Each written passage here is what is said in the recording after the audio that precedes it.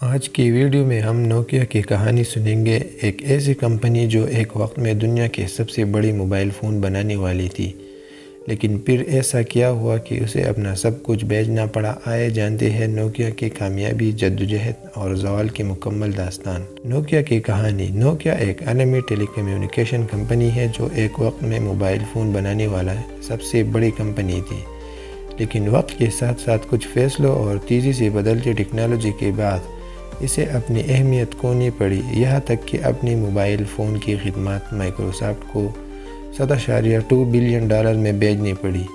اس فیصلے کو نوکیا کا افسوسناک اختتام کہا گیا۔ نوکیا کی ابتدائی دور شروع ہوئی 1865 سے لے کر 1970 تک۔ نوکیا کی بنیادی 1865 میں فریڈرک ایڈسٹام نے فن لینڈ میں رکھی۔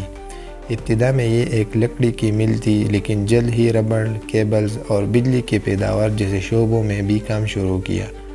1967 میں 3 کمپنیوں کے انضمام سے نوکیا کارپوریشن وجود میں آئی، جو 5 شعبوں میں کام کرنے لگی: جنگلات، ربڑ، کیبلز، الیکٹرانکس اور بجلی میں۔ اب ہم جان لیں گے کہ نوکیا کا آغاز کیسے ہوا، ترقی کا آغاز کیسے ہوا۔ 1970 میں نوکیا نے پہلا مائکرو آفس کمپیوٹر بنایا اور 1971 میں ٹیلی کمیونیکیشن میں قدم رکھا۔ اس کے بعد کمپنی نے وائرلیس فونز اور ٹیلی کام انفراسٹرکچر میں ترقی کی۔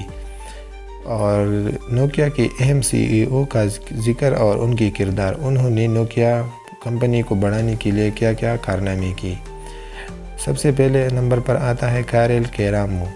1977 سے لے کر 1928 تک نوکیا کو صارف الیکٹرانکس کمپنی میں تبدیل کیا، لیکن کمپنی مالی بحران کا شکار ہو گئی۔ پھر اس کے بعد آتا ہے سیمو ویریلٹو۔ 1988 سے لے کر 1992 تک غیر منافع بخش شعبوں میں کو بند کیا اور کمپنی کو دیوالیہ ہونے سے بچا لیا۔ پھر اس کے بعد آتی ہے جورما اولیلا۔ 1992 سے لے کر 2006 تک نوکیا کو دنیا کی سب سے بڑی موبائل کمپنی بنا دیا اس نے۔ پھر اس کے بعد آتا ہے ریجیو سوری۔ 2014 تک تاحال نیٹ ورکس بزنس پر توجہ دی اور کمپنی کو مالی طور پر مستحکم کیا۔ پھر اس کے بعد نوکیا فونز کی مقبولیت کیسے ہوئی، کیسے ان لوگوں نے فون بنایا، پھر اس کے بعد آگے کیسے جائی۔ نوکیا نے 1992 میں GSM ٹیکنالوجی پر مبنی پہلا ڈیجیٹل فون لانچ کیا۔ نوکیا 1011 نے دنیا کو حیران کر دیا۔ اس کے بعد نوکیا 2100 سیریز اور نوکیا 8100 جیسے جدید اور صارف دوست فون متعارف کروائے گئے، جو چھوٹے، ہلکے اور آسان استعمال کے قابل تھے۔ نوکیا 8100 نے فلم دی میٹرکس میں بھی شہرت حاصل کی۔ پھر اس کے بعد نئی مارکیٹس پر ان کی توجہ کیسے داخل ہو گئی۔ 2000 کی دہائی میں نوکیا نے ابھرتی ہوئی مارکیٹوں جیسے چین، انڈیا اور روس پر توجہ دی۔ کمپنی نے خود کو 4 حصوں میں تقسیم کیا: mobile phones, multimedia, enterprise, social networks, یہ سب انہوں نے بنائی۔ پھر اس کے بعد آتی ہے ان کو کیسے مشکلات کا آغاز ہوا اور کیسے ان کو مشکلات سامنے آئی۔ 2004 کے بعد کمپنی کی فروخت کم ہونے لگی۔ فلپ فونز جیسے نئے ڈیزائن کا جواب دینے میں ناکامی، بڑھتی مسابقت نے نوکیا کو نقصان پہنچایا۔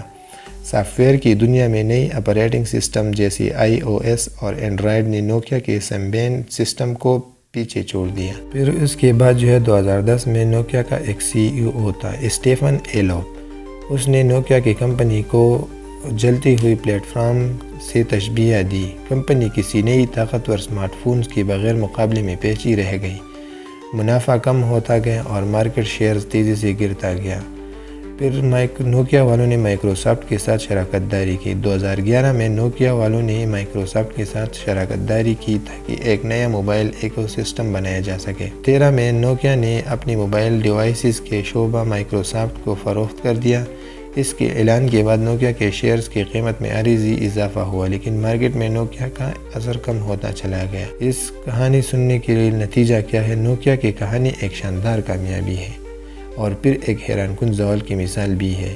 اس سے یہ سبق ملتا ہے ہم سب کو کہ اگر ٹیکنالوجی، رجحانات اور صارفین کا ضروریات کے مطابق وقت پر تبدیلی نہ کی جائے تو دنیا کے سب سے بڑی کمپنیاں پیچھے رہ جاتی ہیں۔ اگر ویڈیو پسند آئے تو لائک، سبسکرائب اور شیئر کرنا نہ بھولیں۔ اگلی ویڈیو تک اللہ حافظ۔